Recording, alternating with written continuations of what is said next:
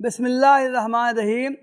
عید الاضحیٰ کے موقع پر بعض لوگ ایک سوال یہ کرتے ہیں کہ کیا قربانی کا گوشت غیر مسلم کو دیا جا سکتا ہے؟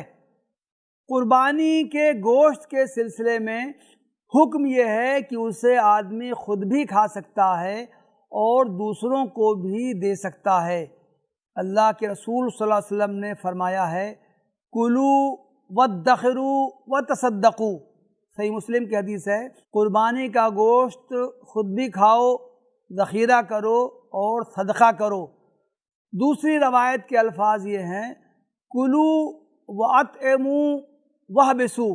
یہ بھی صحیح مسلم میں آئی ہے حدیث کہ قربانی کا گوشت کھاؤ، دوسروں کو کھلاؤ اور آئندہ کے لیے روک لو۔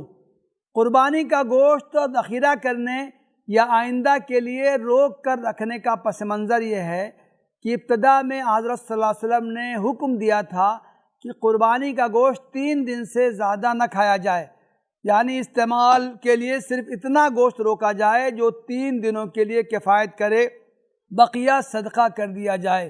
لیکن بعد میں آپ صلی اللہ علیہ وسلم نے یہ ممانعت اٹھا لی اور 3 دن سے زیادہ استعمال کرنے کی اجازت دے دی۔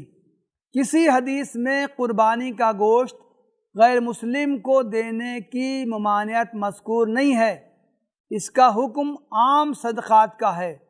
صرف زکوٰۃ غیر مسلموں کو دینا جائز نہیں ہے، اس لیے کہ حدیث میں اس کی صراحت آئی ہے۔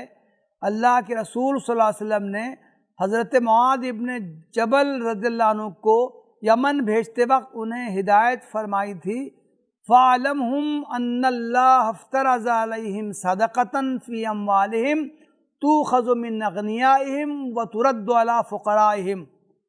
یہ حدیث بخاری و مسلم میں آئی ہے کہ اگر وہاں کے لوگ کلمہ شہادت اور 5 وقتہ نمازوں کا اقرار کر لیں تو انہیں بتاؤ کہ اللہ نے ان کے اموال میں صدقہ یعنی زکوٰۃ فرض کیا ہے، جو ان کے مالداروں سے لیا جاتا ہے اور ان کے غریبوں کی طرف لوٹا دیا جاتا ہے۔ زکوٰۃ کے علاوہ دیگر صدقات غیر مسلم کو دیے جا سکتے ہیں، اسی طرح قربانی کا گوشت بھی اسے دیا جا سکتا ہے۔ وآخر دعوانا ان الحمدللہ رب العالمین۔